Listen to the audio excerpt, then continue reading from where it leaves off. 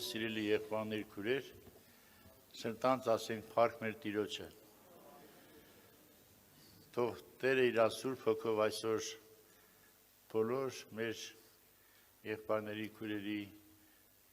վրա իջնի ավելի մեծ զորությունով։ Մենք կզգանք այդ քաղցրությունը Տիրոջ, վայելենք նրա ներկայությունը, որովհետև մեր Տեր Հիսուսը շատ քաղցր է։ Սիրելի եղբայրներ, քույրեր, ես պիտի շարունակեմ անցյալ կիրակի օրվա ուրեմն նյութը Հռոմեացի 8-րդ գլխի մեջից, որ կարդացինք, ես նորից այդ տեղը կարդամ եւ հիշեցնեմ ինչի մասին խոսեցինք եւ կշարունակենք կասնենք առաջ։ Հռոմեացի 8-րդ գլխի մեջ 31 համարից կարդում ենք. Ուրեմն ինչ ասենք այն բաներուն համար, թե Աստված մեր կողմն է, ով պիտի լա մեզի հակառակ։ Ան որ իր որդուն չխնայեց, ապա մեր ամենուն համար մատնեց զանիկա, ալ ինչպես անոր հետ ամեն բաները մեզի չպարգևեր, ով է որ Աստծուն տրասներուն դեմ մեղադիր է լա, Աստված է որ կարդարացնե, ուրեմն ով է որ կդատապարտե, Քրիստոս է որ մեռավ, մանավանդ թե հարություն առավ, ու Աստծո աշխոհն է, որ նաև մեզի համար բարեխոսություն կնե։ Ուրեմն շարունակությունը, ուրեմն ով պիտի զատե մեզ Քրիստոսի սերեն, տառապանքը կամ նեղությունը կամ հալածանքը կամ սովը կամ մերգությունը կամ վտանգը կամ սուրը, ինչպես գրված է, ամեն օր քեզի համար կսպանվենք, մորթելու ոշխարի պես կսեպվենք։ Հիմա այս հատվածից մենք մի համար ենք առանձնացրել 34 համարը, ուրեմն Հռոմեացի 8:34, այդ համարը նորից կարդամ, միայն այդ համարը, որովհետև մեր թեման այդ համարից էր, ուրեմն 34 համար էսպես է, ուրեմն ով է որ կդատապարտե, Քրիստոս է որ մեռավ, մանավանդ թե հարություն առավ, ու Աստծո աշխոհն է, որ նաև մեզի համար բարեխոսություն կնե։ Այստեղ կարծես Պողոս առաքյալը ամբողջ աշխարհին մարտակոչ անում, ասացեք տեսնեմ, թե ով է որ կդատապարտի, եթե Քրիստոսը մեզ համար մեռավ, նաև հարություն առավ եւ Աստծո աշխոհն է ու բարեխոսություն կանե մեզ համար։ Մենք խոսեցինք, որ այստեղ կա 4 հենարաններ, 4 սյուներ, որոնց վրա հենվում է հավատացյալը։ Առաջի հենարանը դա, ուրեմն նա էր, որ Քրիստոս մեռավ մեզ համար, այս մասին մենք խոսել ենք, եւ երկրորդ հենարանը Քրիստոս է, որ մեռավ, մանավանդ թե հարություն առավ։ Շատ կարևոր է այստեղ նաև մանավանդ բառը, մանավանդ թե հարություն առավ։ Սա երկրորդ հենարանն է, որ Քրիստոսը ոչ միայն մեռավ, այլ նաև հարություն առավ։ Երրորդ հենարանը սա է, որ հիմա նա Աստծո աջ կողմում է, եւ չորրորդը, որ նա մեզ համար հիմա բարեխոսություն է անում։ Հենվում է քրիստոնյան։ Թեկուզ մեկ հենարան լինի, դրանցից մեկը, եւ աշխարհի բոլոր մեղքերը ճնշի այդ հենարանին, այդ սյունը երբեք չի տատանվի։ Բայց Աստված մեզ տվել է 4 հենարան, 4 սյուներ է տվել, որոնց վրա քրիստոնյան պետք է հենվի։ Մենք անցյալ անգամ հիշեցինք, որ ով կարող է մեղադրել մեկին, որի համար Քրիստոս մեռել է։ Ով կարող է մեղադրել։ Եկեք տեսնեմ, ով է մեղադրողը, եթե Քրիստոս իմ համար մեռել է, միթե այդ մեռնելը, Քրիստոսի մեռնելը իզուր անցել, ով ոչ եղբայրներ քույրեր, Աստված իզուր բան չի անում։ Բայց մեկը կասի, չէ որ դու անցյալում եղել ես գող, ես կասեմ, այո, Աստված գողերի համար էլ է մեռել։ Մեկը կասի, դու եղել ես անառակ, բայց կասեմ, ներեցեք, Քրիստոսը նաև անառակ մարդկանց համար է մեռել։ Քրիստոսը մեռել է աշխարհի բոլոր մարդկանց համար։ Եվ մենք կարդում ենք առաջի Հովանու առաջի երկրորդ գլուխ առաջի երկրորդ խոսքերում գրում եմ ձեզ որդյակներ, որ մեղք չգործեք, բայց եթե մեղք գործելու լակ Հիսուս Քրիստոս արդար է բարեխոս ունեք։ Եվ անիկա մեր մեղքերի քավությունն է ոչ միայն մերիններուն, հապա բոլոր աշխարհի ալ։ Ոչ միայն մեր մեղքերի քավությունն է, նրա մահով ոչ թե լուծվում է միայն մեր մեղքերի քավությունը, այլև անհավատ մարդկանց մեղքերի քավությունն էլ նրա մահվան մեջ է մտնում։ Հիսուս Քրիստոս իր մահով բոլոր աշխարհի մարդկանց, Ադամից վերցրած մինչև այն վերջի մարդկանց համար մեղքերի քավությունը։ Ուրեմն ամենքը այդպես ձեր սրտի մեջ հավատացեք, որ Հիսուս իր մահով քավել այն բոլոր մեղքերը, քավությունը արել, ամբողջ Աստծո զայրույթը մեղքերի համար ընկել է իր որդու Հիսուս Քրիստոսի վրա, Աստծո բարկությունը իր վրա է իջել, Հիսուսի վրա է իջել, եւ ինքը մեզ համար անեսք եղավ, որպեսզի մենք նրա օրհնությունը ստանանք։ Այս մասին մենք որոշ խոսել ենք։ Եվ հիմա երկրորդ կետը, եղբայրներ քուրեր, երկրորդ կետը, երկրորդ պատճառը, որ ով է որ մեզ կդատապարտի, կա տենց մեկը որ մեզ կդատապարտի, այդ երկրորդ պատճառը դա նա է, որ այսպես ասում։ Ուրեմն ով է որ կդատա Քրիստոսը որ մեռավ եւ երկրորդ կետը մանավանդ թե հարությունը առավ։ Մանավանդ թե հարություն։ Ռուսերենում այս մանավանդ բառը գրած է նոյի, այսինքն սա շատ մի զորավոր փաստ է եղբայրներ քուրեր։ Ի հոգուտ մեր փրկության։ Ավելի մեծ պատճառ մեր փրկության համար դա նա է, որ Քրիստոսը ոչ միայն մեռավ, այլ Քրիստոսը նաև հարություն առավ։ Մենք շատ անգամ այս մասին երբեմն այս մասին մենք չենք մտածում։ Պատճառը դա մեր հոգևոր կուրությունն է։ Մենք տեսնում ենք խաչը, տեսնում ենք Քրիստոսը խաչի վրա, բայց մենք չենք տեսնում Քրիստոսի դատարկ գերեզմանը, որ Քրիստոսի գերեզմանը դատարկ է, երբ որ առավոտ շուտ կանայք գնացին գերեզմանը Քրիստոսին գտնելու, Հիսուսը չկար գերեզմանի մեջ, հարություն էր առել, փառք Տիրոջը դրա համար, փառք Տիրոջը, մանավանդ որ հարություն էլ առավ։ Քրիստոսը իր մահով վճարեց մեր բոլոր պարտքերը, ինչքան որ մենք պարտք էինք, մեր բոլոր մեղքերի գինը Քրիստոս վճարեց իր մահով։ Աստված ընդունեց այդ վճարը, թեկուզ մենք ոչինչ էլ չենք վճարել, բայց մեր փոխարեն վճարել է մեր Տեր Հիսուս Քրիստոսը։ Մեր պարտքի մուրհակը պատրվեց, ինչպես ասում է մեր սիրելի նարեկացին, մտքիս աչքերը պիտի նկատեն պարտամուրհակս պատարված մի օր։ Ովքեր որ հավատքով հավատում են, տեսնում են հավատքով, որ Քրիստոսը իր մահով եւ հարությունով մեր պարտքերի մուրհակը պատրվել է, ճղվել է, այլևս մենք պարտ չենք, մեղքի համար մենք պարտ չենք, որովհետև մեղքի համար պատիժ է եղել, մեղքը պատժվել է, եւ ոչ միայն պատժվել է մեղքը, մեռել է Հիսուսը, այլ նամանավանդ որ նա հարություն է առել։ Քրիստոսի հարությունը դա մասսայական դեմոնստրացիան էր, որ հաստատում էր, որ մեր պարտքերը վճարված են։ Հարությունը Քրիստոսի մեր պարտքերը թողեց գերեզմանում, ով գերեզման ուրաքու հաղթությունը, ով մեղք ուրաքու խայթոցը։ Մեր բոլոր պարտքերը այո գերեզմանում մնացին, որովհետև Քրիստոս մեռավ մեզ համար եւ հարություն առավ։ Սա հավիտենական ավետիս է եղբայրներ քուրեր։ Քրիստոսի հարությունը նաև մեզ արդարացնելու համար է։ Մենք արդեն գիտենք, որ Հռոմեացիս 5-րդ գլուխ 8-րդ խոսքում Պողոս առաքյալը այսպես է ասում. Սակայն Աստված իր սերը զոր մեր վրա ունի, հայտնեց, որով դեռ մեղավոր էինք։ Քրիստոս մեզի համար մեռավ, ուրեմն հիմա որ իր արյունով արդարացանք, որ չափ ավելի իր մոտ պիտի ազատվենք բարկությունեն։ Աստված իր սերը, որ մեր վրա ուներ, հայտնեց, երբ դեռ մենք մեղավոր էինք։ Մեղավոր ժամանակ հայտնեց այդ սերը։ Շատ հաճախ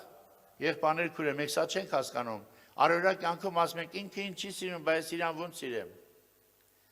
Մեղավոր վիճակում մենք Աստծո դեմ էինք, այդ ժամանակ Աստված մեզ հայտնեց իր սերը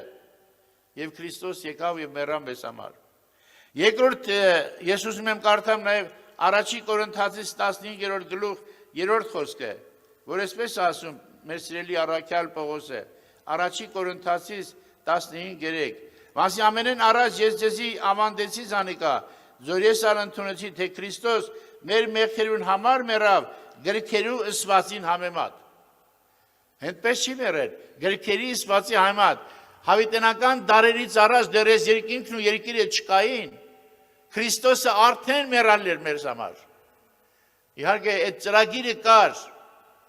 Դա շատ տեղերում ասում գիրքը նշում, օրինակ մի տեղ ասենք, երկրորդ Տիմոթեոս առաջի գլուխ 9-10 համարը, ինչպես շատ հաճախ հիշեցնում ենք,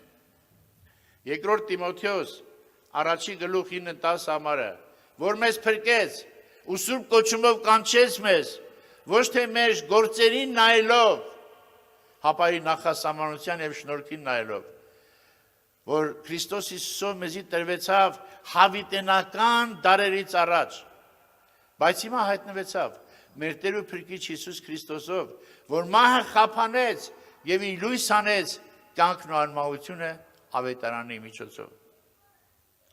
Ասենք փառքես Տեր, շնորհակալ ենք մենք դրանից։ Հիսուս եկել էր կատարելու փրկության մեծ գործը։ Նա խաչի վրա Հովանու ավետարանի 19-րդ գլուխ 30-րդ խոսքում կարդում ենք, որ խաչի վրա նա ասեց կատարվեցավ,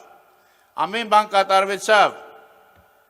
Այո, ճշմարիտ է այն, որ կատարվեց փրկության գործը, բայց առաջանում է հետևյալ հարցը։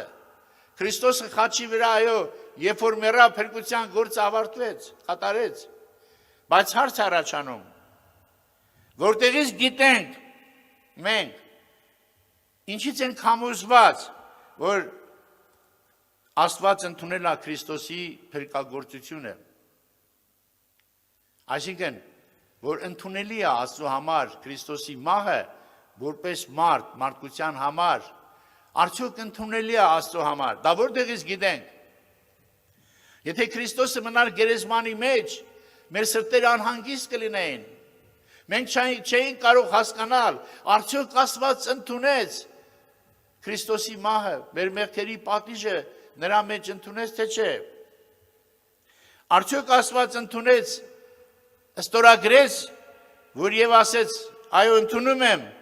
ռուսերենում ասում են ադաբրիայու, այսինքն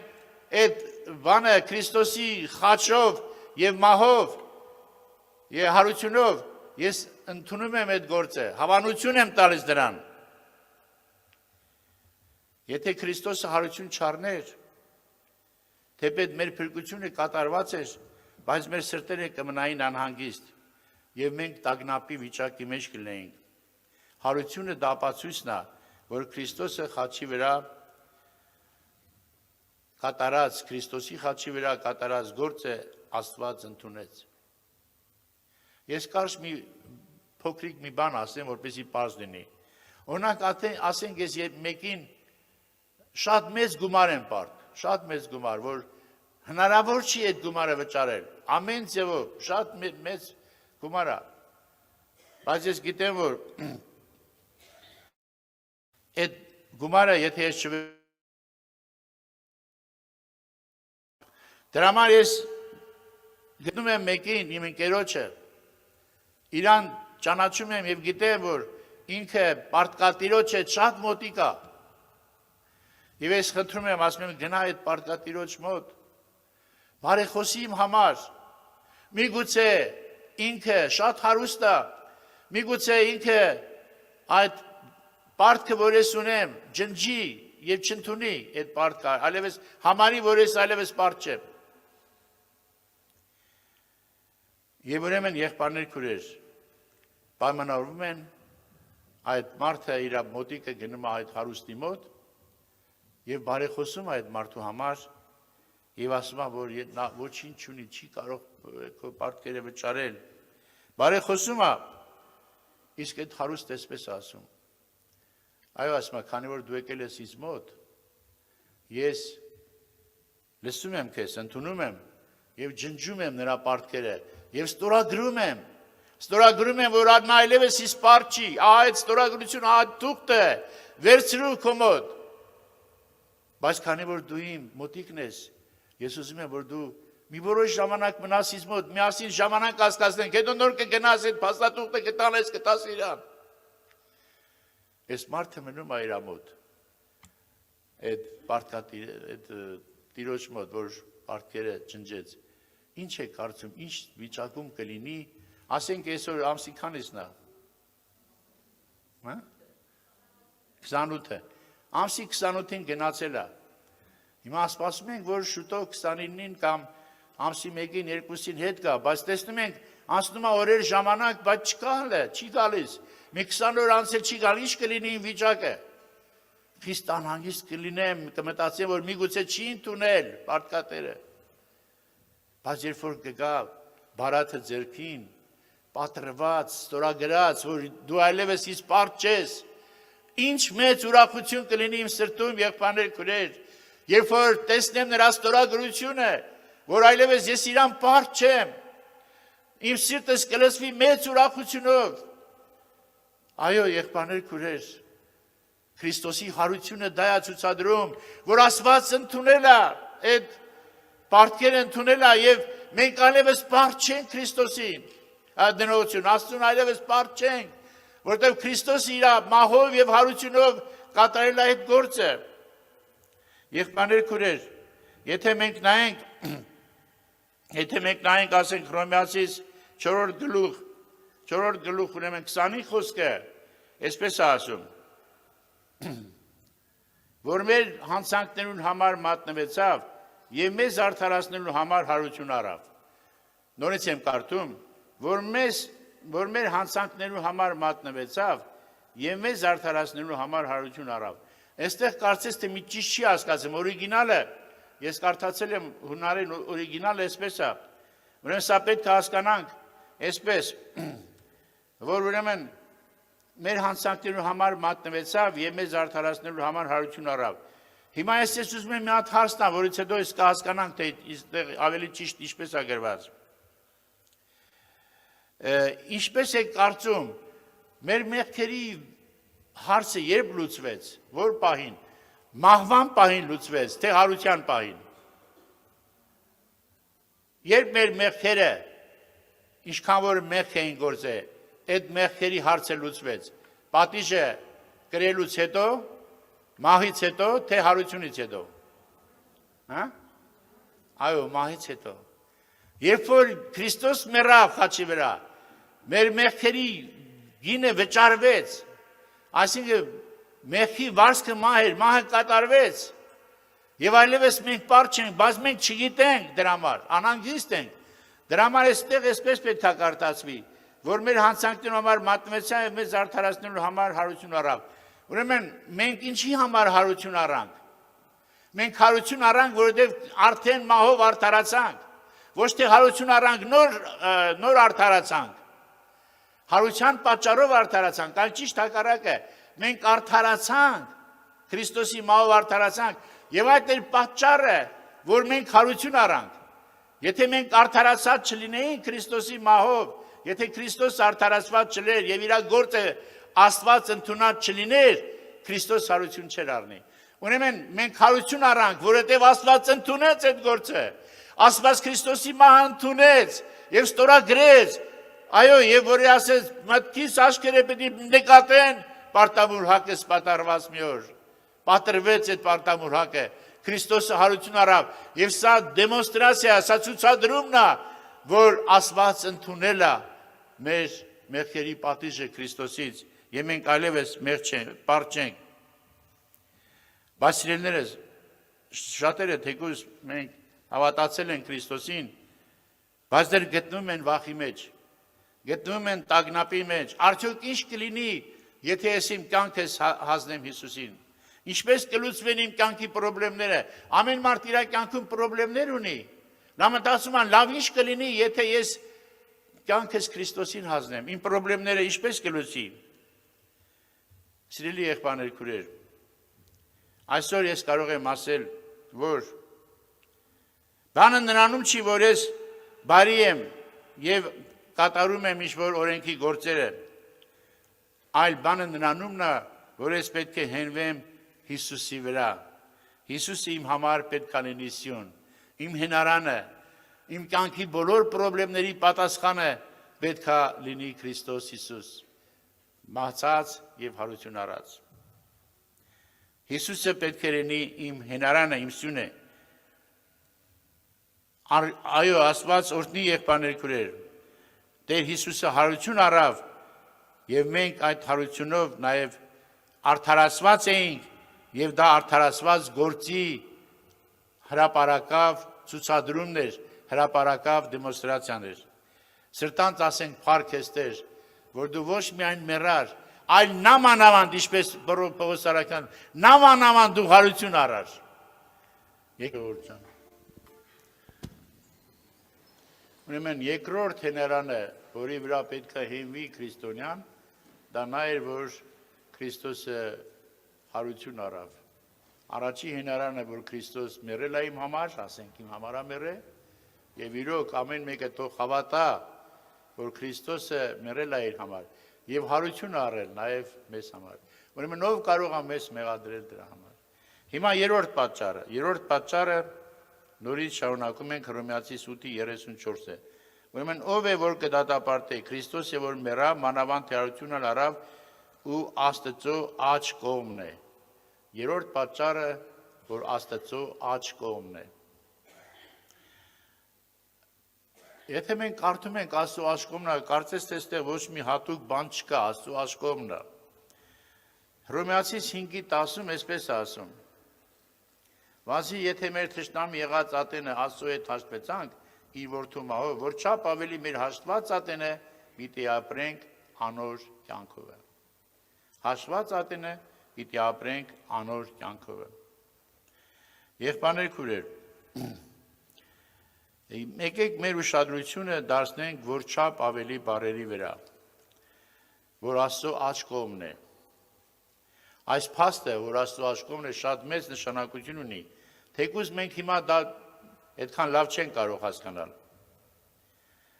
Մենք հիմա ուզում ենք ասել, որ Քրիստոսի կյանքը, ինչպես որ կարդացինք, նորից եմ շեշտում այստեղ, որ չափ ավելի իր հաշտված ատենը պիտի ապրենք անոր կյանքով է։ Ուրեմն Քրիստոսի կյանքը հիմա էլ պակաս նշանակություն չունի, քան այն ժամանակ, երբ Քրիստոս եկավ աշխարհ եւ մեռավ մեր մեղքերի համար։ Այստեղ Քրիստոսը նկարագրվում է նստած վիճակում, Աստծո աջ կողմն է։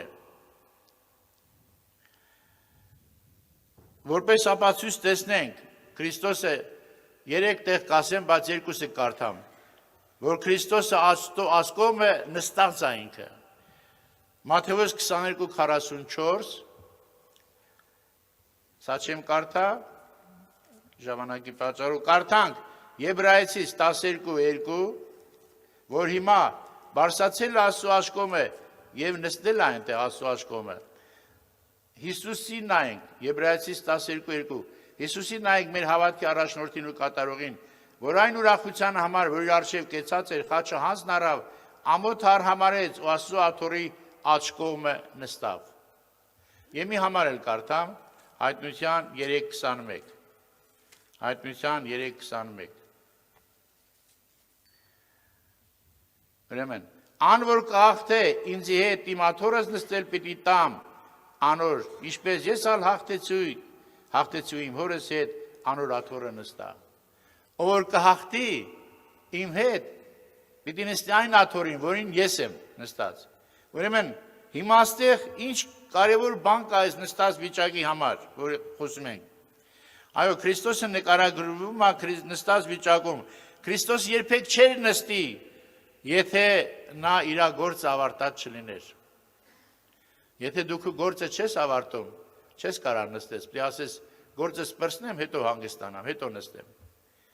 Լինելով երկրի վրա նա մկրտվեց այն մկրտությունով, որ պետք էր որ մկրտվեր, եւ խմեց այն գավաթը, որ պետք է խմեր, եւ շատ մեծ աշխատանք տարավ։ Քրիստոսը հանգիստ չուներ երկրի վրա, նա գլուխը դնելու տեղ չուներ, աղվեսները որջեր ունեն, երկնքի թռչունները բույներ, բայց մարդու որդին տեղ մեջ չուներ, որ իր գլուխը դներ։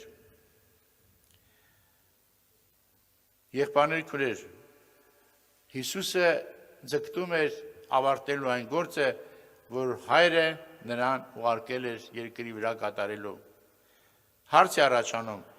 եթե նա կարող էր նստել երկնքում,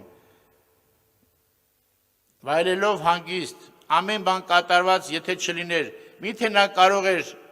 նստած վիճակում լինել։ Եկեք մի բանի վրա ուշադրություն դարձնենք, սիրելի եղբայրներ քույրեր։ Ղևտացների գիրքը եթե դուք կարդաք, Ղևտացների օրենքում, որը նկարագրում է խորանն է նկարագրում, այնտեղ քահանաների համար նստելու տեղ չկար։ Սրբության սրբոցում նստելու տեղ չկա։ Հիսուսը մտավ սրբության սրբոցը, ներկայացավ Հորը, ում համար, գրածա մեզ համար։ Մեզ համար է ներկայացել Հորը։ Եթե չեք հավատում, կարող են կարդալ Եբրայեցիս թղթի մեջ, բայց հետո կկարդանք։ Ամեն քահանա եղբայրներ քույրեր կատարում էր ծառայությունը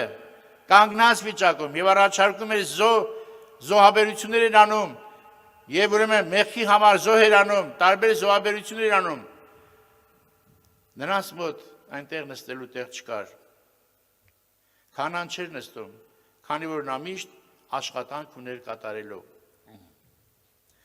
Մեր մեծ քահանապետը Տեր Հիսուս Քրիստոսը մենք տեսնում ենք Աստծո աշկոմում նստած, քանի որ նա մինչև վերջը կատարեց, դրա համար խաչի վրա նա ասեց ամեն բան կատարվեցավ եւ դրա համար իր հանդիսավոր ծառայությունը կատարեց, ամեն բան կատարվեցավ։ Հետարքիր է ինչ կասեին հրեաները քահանային, եթե տեսնեին քահանային նստած վիճակում, սրբության սրբոցում նստած, ինչ կասեին։ Սա նույնպես եղբայրներ քույրեր մեծ փաստ է, որ Տեր Հիսուս Քրիստոսը ամեն ինչ կատարել է մեզ համար, քո համար, իմ համար, ամեն բան արել է եւ բարձրացել է Հոր աշկոմը եւ այնտեղ նստել է։ Աստծո աշկոմը դա մեծության տեղ է, պատվի տեղ է։ Ով կարող է նստել Աստծո աշկոմը, եղբայրներ քույրեր։ Հիշում եք Զեբեդոսի որդիները, որ խնդրեցին, ասեցին, ասա, մայրը խնդրեց, ասեց, թող մեկը իմ որդիներից մեկը քո աջ կողմը, մյուսը ձախ կողմը նստի։ Տեսուս ասեց, դուք չգիտեք ինչ եք խնդրում։ Կարող եք խմել այն գավաթը, որ ես խմեցի, կամ կարող եք մկրտվել այն մկրտությունով, որ ես մկրտվեցի։ Գավաթը պիտի խմեք, մկրտությունով պիտի մկրտվեք, բայց Աստծո աջ կողմը նստելը ես չի որ որոշում եմ, ապա դա Հայրն է։ Հիմա ամեն մեկը եղբայրներ քույրեր, որ Քրիստոսի մեջ է, Քրիստոսի հետ է, սիրում է Քրիստոսին, նա Քրիստոսի հետ Աստծո աշկոմը նստել է։ Փառք Տիրոջը դրա համար։ Հիսուսը մարդկության ներկայացուցիչն էր։ Եթե մենք Քրիստոսի մեջ ենք, ուրեմն մենք էլ Աստծո աշկոմն ենք նստած։ Հիմա հարց առաջանում, ով կարող է դատապարտել մեկին, որ Աստծո աշկոմը նստած է, ով կարող է դրան դատապարտել։ Եվ ես մի տեղ էլ կարդամ, Եսայի մարգարության 50-րդ գլխում, այսպես ասում, սիրելի եղբայրներ քույր, Եսայի մարգարության 50-րդ գլուխ 8-9 համարները, տեսեք ինչ ասում։ Զիս արդարացնողը մոտ է, ով ինձի հետ պիտի վիճի, մեկտեղ դատաստանի կանենք, մարդիա հրավիրում, ասում է, ով որ ուզում է իմ հետ վիճել, հրավիրում եմ ձեզ մարդի, եկեք, տեսնենք ով կարող է վիճել, իմ դադախազս ով է, թող ինձի մոտենա, իմ դադախազը գիտեք, չէ ով է, դադախազը մեղադրող կողմն է, ով է իմ դադախազը, ով է ինձ մեղադրում, թող մոտենա ինձի, ահա Տեր Եհովա ինձի պիտի օգնե, ով է անիկա, որ զիս հանցավոր պիտի հանե, ահա ամենը հանդերձի պես պիտի մաշին, ցեցը պիտի ուտե զանոնք, ով է, որ ինձի պիտի մեղավոր հանի, ցեցը պիտի ուտի, հանդերձի պես պիտի մաշվեն նրանք։ Փառք Տիրոջի եղբայրներ քուրեր։ Ուրեմն ամբողջ աշխարհին մարտի է հրավիրում, ով կարող է դատապարտել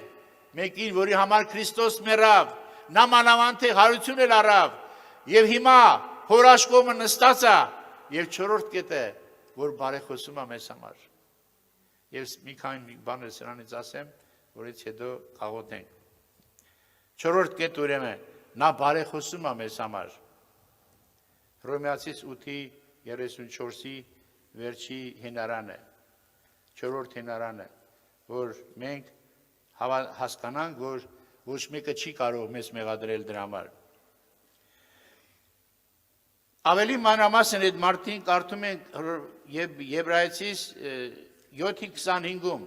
սա շատ ծանոթ տեղ է մեզ համար, Եբրայեցիս 7:25։ Տեսեք ինչ ասում այստեղ։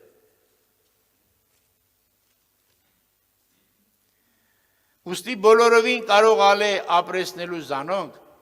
որ իր մով Աստծո կգան, որտեղ ինքը միշտ կենթանի է անոնց համար բարեխոս լալու։ Ինքը միշտ կենթանի է, հիմա էլ կենթանի է, հիմա էլ այս պահին էլ կենթանի է Քրիստոսը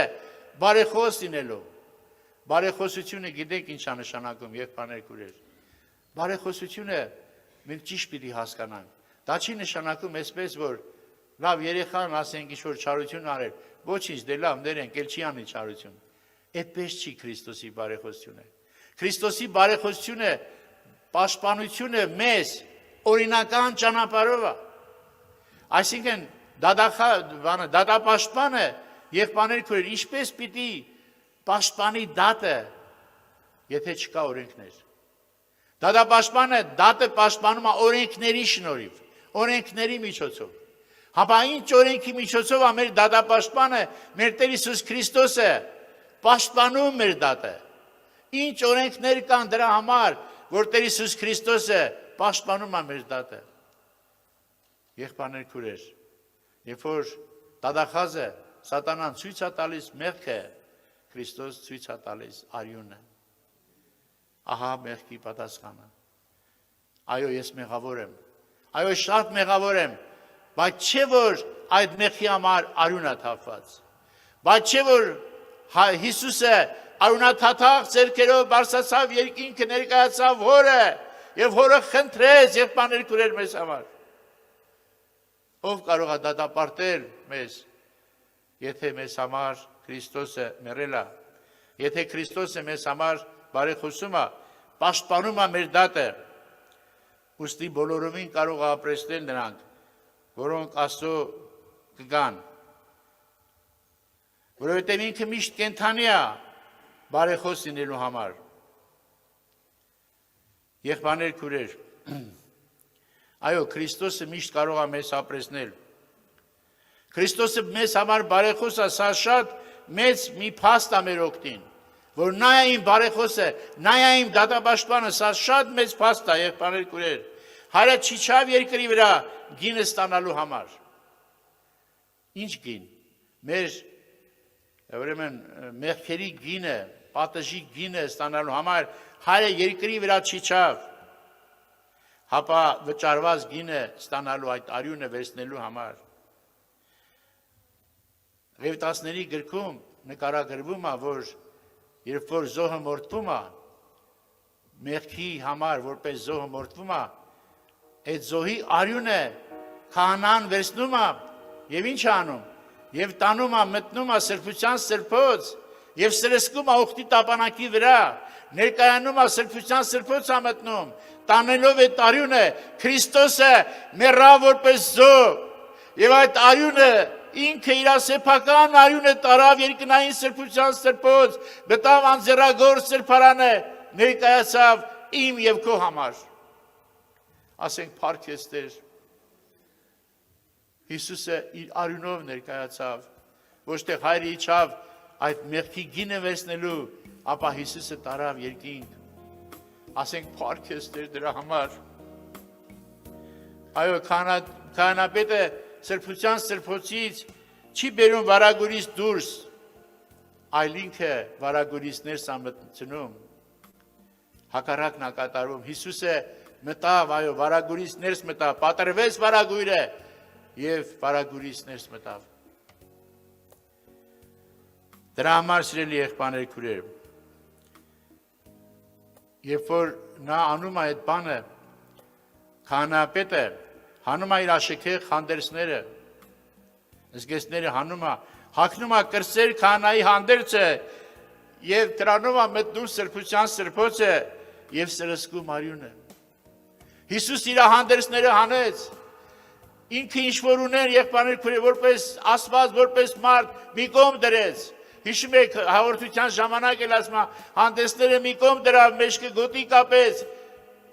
եւ սկսեց աշակերտների ոտքերը լվալ։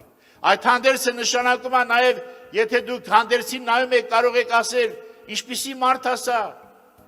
Ռազմական վայրիները իրանց հանդերձով տարբերվում են իր պաշտոնը։ Հիսուս իր հանդերձ արեց, այսինքն ինքը իր ամեն ինչը որպես Աստծո որդի մի կողմ դրեց։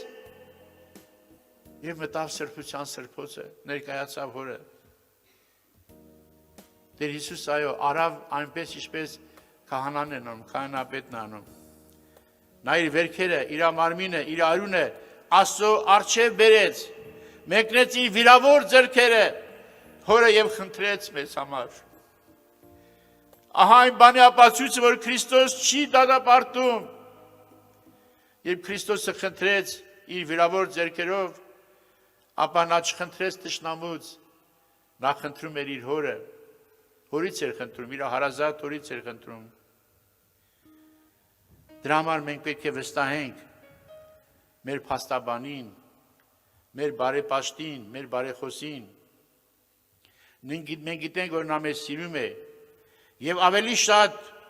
քան մենք պետք է հավատանք իր արած գործին, ուրիշ փաստեր, եղբայրներ քույրեր, գոյություն չունի։ 4 սցենարանը բավական է մեզ համար։ Պետք է հավատանք, որ մեր արդարացման գործը կատարված է։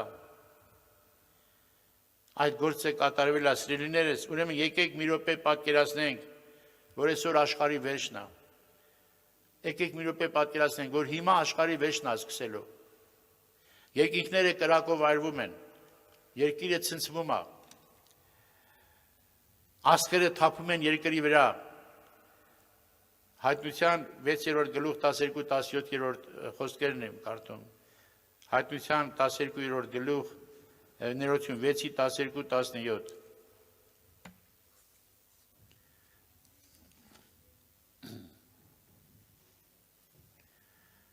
Եվ տեսա 6-րդ կնիքը բացավ ու մեծ շարժ եղավ ու արևս եւ սա մազեղեն քուրծիմը պես եւ լուսինը բոլորովին արյունի պես եղավ ու երկինքի աստղերը գետինը թափ տպեցան ինչպես սաստի քովերեն շարժված թզենին իր տհաս պտուղները կթափե եւ երկին գալարվող տոմսիմը պես կքաշվեր ու բոլոր լեռները եւ կզները իրենց տեղերեն շարժվեցան ու երկրի թագավորները մեծամեծերը հարուստները հազարապետները զորավորները ու բոլոր ծառաներն ու բոլոր ազատները այրերուն եւ լեռներուն ապարաշներուն մեջ պահվետեցան եւ լեռներուն ու ապարաշներուն կսեին մեր վրա ընկեք ու մեզ սասկեցեք անոր երեսեն որ աթոռի վրա կնստի ու գառնուկին բարկությունեն վասի անոր բարկության մեծ օրը եկավ եւ ով կարող է դիմանալ այո եղբայրներ քույրեր սկսվում է դատաստանը երևում են հրեշտակները որոնք լուր են բերում ահա Տերը գալիս է մարդիկ վախից թուլանում են դևերը սարսափում են եւ մարդիկ մեծերը փոքրերը ասում են սարեր մեր վրա ընկեք որ չտեսնենք գառնուկի բարկությունը նրանք բոլորը ճիչեր են արձակում նրանց ճիչերից վախերը սասկանում է բայց հավատացյալները հանգիստ են որովհետև նա ով որ հավատում է այդ խոսքերին ասում է ով կդատապարտի ինձ եթե Քրիստոս մեռել է իմ համար եթե Քրիստոս հարություն արել իմ համար եւ հիմա Աստծո աշկոմն է եւ հիմա բարեխոսում է իմ համար ով կարող է դատապարտել հավատացյալները հանգիստ են որովհետև չկա դատապարտող, Աստծո բարկությունը չի իջնում նրանց վրա, իրանց սրտերի մեջ հանգիստը։ Ասենք փառքեստեր եւ սիրելի եղբայրներ քուրեր։ Չի կարող եղբայրներ քուրեր Քրիստոսի հավատացյալ զավակը խիստ անհանգիստ լինել այդ բանի համար։ Նա գիտի, որ իր համար Քրիստոսն է իր կյանքը դրել։ Ինչ էլ որ լինի, մեր հոգին հանգիստ կլինի։ Քրիստոսը մեռել է մեզ համար, այո։ Որովհետև Քրիստոսը չի եկել մեզ դատելու համար։ Նա մեռել է մեզ փրկելու համար, եղբայրներ քուրեր։ Սրտանց ասենք փառքեստեր։ Ուրեմն մենք հիմա ամբողջ աշխարհի դատախազների սատանայի հրավիրում ենք մարտակոչի։ Թող գան եւ ասեն, մենք իրանց ասում ենք, ով կարող է դատել ինձ, դատապարտել ինձ, եթե իմ համար Քրիստոս մեռել է։ Նամանավանդ որ հարություն առել եւ հիմա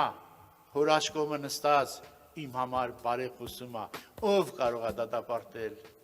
Այդ բոլորը դատապարտողները ցեցի նման հանդերձի պես պիտի մաշվին ու գնան եւ կրակը պիտի այս երկիրը այրի գնա եղբայրներ քուրեր։ Այս երկիրը կրակով պիտի այրվի։ Սրտանց ասենք փառքեստեր։ Շնորհակալ լինենք մեր Տիրոջից։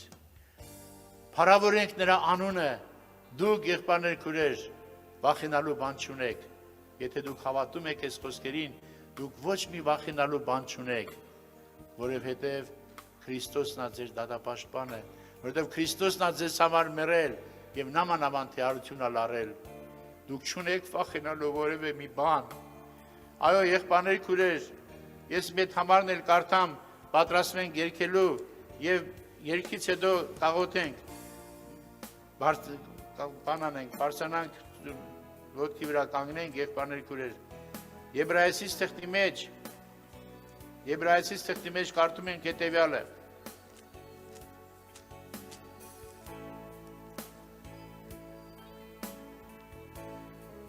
23 խոսքը։ Այս 23 խոսքը շատ կարևոր խոսք է, բայց այսօր դրա ժամանակը չի։ Այստեղ շատ հետաքրքիր բան կա, եղբայրներ քուրեր,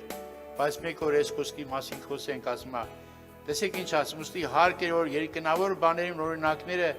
ասոցմով մաքրվեին։ Երկնավոր բաներն ասոցմով մաքրվեին, բայց բուն երկնավորները անոսմե ավելի աղեկ զոհերով։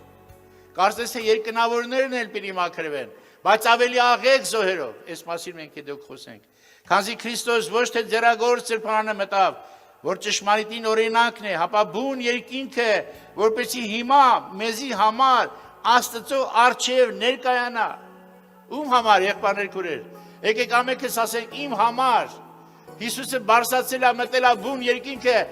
ներկայացել է հորը իմ համար։ Հավատում եք դրան, որ ամեն մարդու համար ներկայացել է, արունաթաղ ձեռքերով խնդրել է հորը։ Շնորհակալ ենք Տիրոջից, երգենք, որից հետո կաղոթենք։